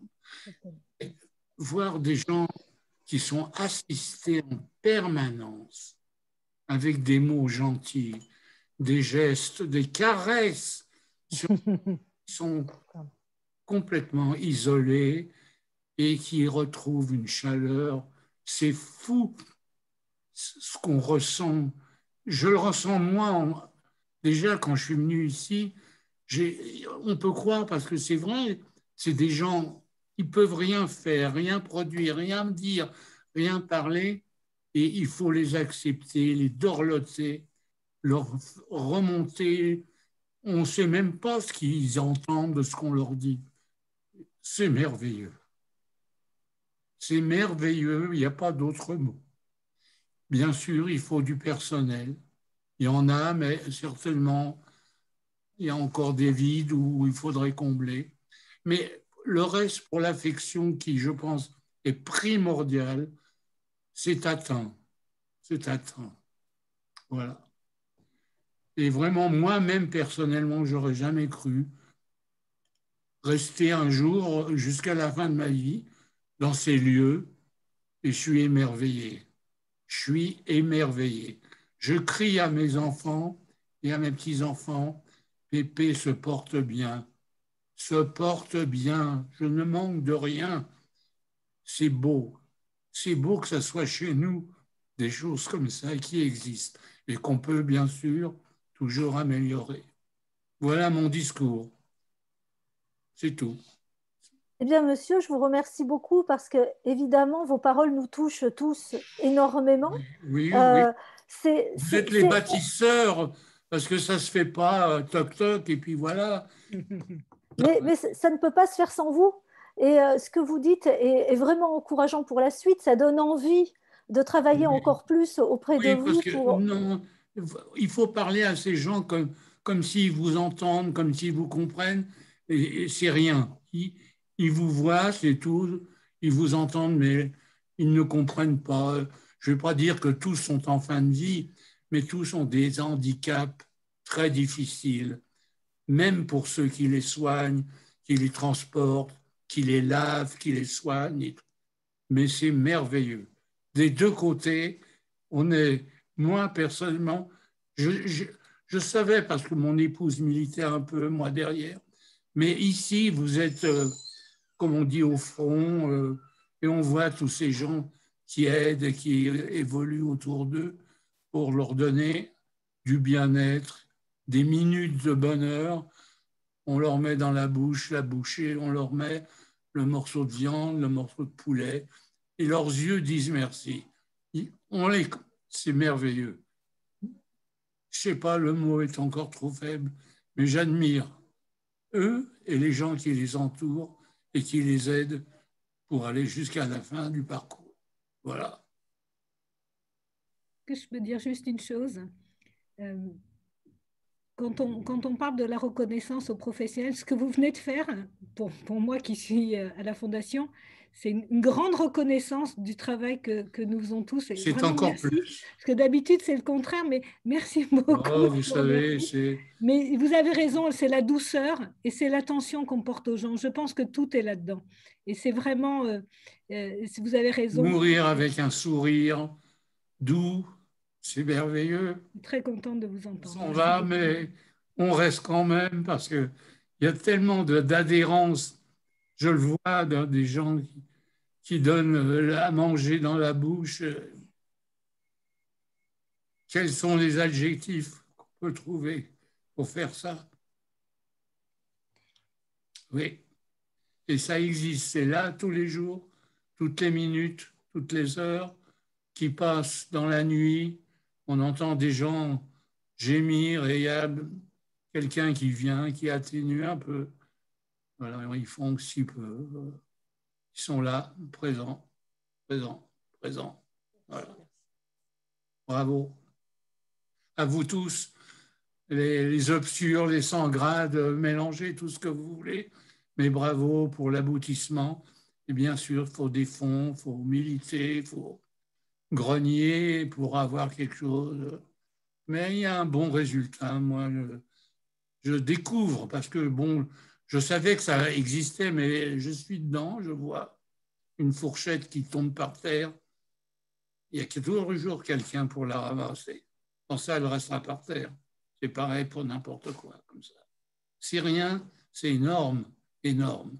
Il n'y a même pas d'adjectif dans notre langue pour reconnaître tout ce bienfait que le personnel donne à ces gens qui ont la souffrance en permanence, le gémissement permanent, la douleur permanente. Ça atténue, c'est certain. Certains, après, sourient pour vous dire merci. C'est merveilleux. Merveilleux. C'est vous qui êtes merveilleux, Monsieur Chesterman. Voilà, merci infiniment. Je vous en prie, continuez, parlez beaucoup pour avoir un petit quelque chose. Aujourd'hui, c'est comme ça. Voilà, on vous applaudit. On vous met à la porte et puis vous frappez quand même et vous revenez. Voilà, on vous applaudit tous. Merci infiniment. Merci à vous tous. Merci encore. Si je peux me permettre, ça fait beaucoup de bien d'entendre ça parce que dans une société où les médias nous font de l'EHPAD bashing tous les 4 secondes, et quand j'ai eu quelques mots il n'y a pas longtemps sur France 3 Normandie, n'importe quoi, sur France 3 PACA, où j'ai osé parler de l'EHPAD bashing insupportable, j'ai été remis en place par la journaliste. Je trouve que une telle émotion est quelque chose de si naturel. Il y a des choses à faire et il y a l'EHPAD, la valorisation de l'EHPAD par les personnes professionnelles, mais par les résidents avant tout. Et on voit très bien que les résidents sont totalement capables. Il faut changer le regard de la société, parce qu'on n'a pas parlé de ça, mais le regard de la société est important. Il faut absolument qu'on arrive à montrer que voilà, ce n'est pas des horreurs, les EHPAD, non, au contraire, ce sont des établissements de lieux de vie dont les professionnels obscurs sont très investis. Vous entendez, hein? Et très tous les petits obscurs, les sans grades, qui tout ça, voilà. C'est eux, les grands bâtisseurs. Pour que tout se passe bien dans le meilleur des mondes, à donner une fin de vie. C'est énorme. C'est énorme. Je ne trouverai même pas l'adjectif à vous dire cette bonté que ces vieux reçoivent pour terminer leur vie. Voilà. Merci beaucoup. Je vais donner le mot de la fin à Sandra Berthesen. Merci. Merci à ma directrice qui se donne beaucoup de mal aussi. Oui. Depuis que je suis là, je la vois toujours à gauche, à droite, monter, descendre. C'est comme ça. Bon, elle a choisi, je le connais. Bon, bah, écoutez, mon épouse qui n'est plus et qui était, elle militait dans l'Osée, au bord du temple et rue Mellet. Et Martine. Merci. Elle faisait partie du comité du Faubourg du Temple. Voilà. Elle s'appelait Schusterman, Nécotec, K-O-T-E-K. Je vous remercie, je vous embrasse tous. Merci. C'est nous qui vous remercions, Monsieur Schusterman. C'est nous. Merci beaucoup. Je vous présente toutes mes excuses. J'ai été coupée, j'avais beaucoup de mal à me reconnecter. C'était pour ça d'ailleurs que j'éteignais ma caméra. J'ai un Wi-Fi qui n'est pas très bon. Alors, pour le mot de la fin, il y aurait tellement de choses à dire pour faire la synthèse de toutes ces interventions extrêmement riches. Il y a plusieurs choses à retenir. C'est continuer sur notre lancée, poursuivre les innovations organisationnelles et sociales qui sont déjà à l'œuvre au sein des établissements, puisque comme l'a dit M. Schusterman, l'accueil, l'encadrement, l'accompagnement des personnes âgées se passe aussi très bien au sein des établissements. Travaillons à une meilleure éducation, aussi accompagnement des familles, pour mieux leur expliquer le fonctionnement des établissements, sur la suggestion qui avait été faite au tout début de l'intervention, et puis redonnons envie, suscitons des vocations, aidons les cadres aussi dans leur action d'accompagnement et d'impulsion de nouveaux projets auprès de leurs équipes. Enfin, il y aurait tellement de choses à dire pour faire la synthèse que ce que j'aurais aussi envie de vous dire en tant qu'enseignant-chercheur, c'est qu'au Conservatoire national des arts et métiers, nous travaillons sur ces questions-là. Et c'est pour ça que dans la continuité des rapports qui ont été produits à la fois par Myriam El Khomri et Dominique Libaud, qui est d'ailleurs ici parmi nous ce soir, nous avons proposé 2 nouvelles formations, dont une qui nous paraissait particulièrement importante et que j'ai envie quand même de citer ici. C'est un nouveau Bac+1 sous l'impulsion de cette nouvelle initiative prise par le ministère de l'Enseignement supérieur et de la Recherche, redonner l'envie d'aller aussi vers une diplomation de niveau Bac+1, justement d'accompagnants professionnels et bien traitants des personnes âgées. C'est un nouveau diplôme que nous sommes en train de lancer parce que nous avons fait le constat avec vous que pour travailler auprès des personnes âgées, il fallait être mieux formé. Et on se rend compte que beaucoup d'agents hôteliers ne savent pas ce qu'est une personne âgée, que beaucoup de personnes à l'accueil n'ont pas eu de formation spécifique à ce qu'est une personne âgée et quels sont ses besoins particuliers.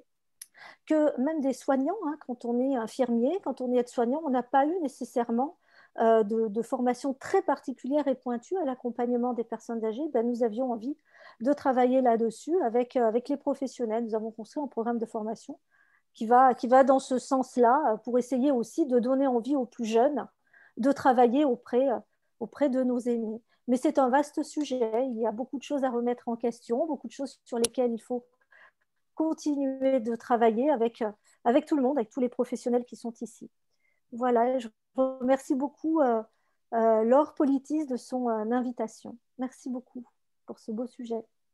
Merci infiniment à vous tous. C'était une très très belle vidéoconférence. Vous nous avez beaucoup appris. Vous nous avez donné matière à réfléchir. Vous nous avez émus. Et vous pouvez retrouver cette émission sur la page Facebook de l'ECUJ. Et on se retrouve, nous, j'espère tous, à la fois les intervenants, mais aussi les spectateurs, le 8 décembre pour notre dernière conférence. Ce sera une conférence sur les lieux de vie innovants pour les seniors. Pour ce faire, nous avons l'honneur de recevoir Brigitte Bourguignon, qui est la ministre déléguée en charge de l'autonomie, et on aura bien d'autres invités. Alors, rendez-vous tous le 8 décembre à la même heure sur l'ECUJ et en collaboration avec la Fondation Kazip Kojazor. Merci à tous et à bientôt. Merci beaucoup.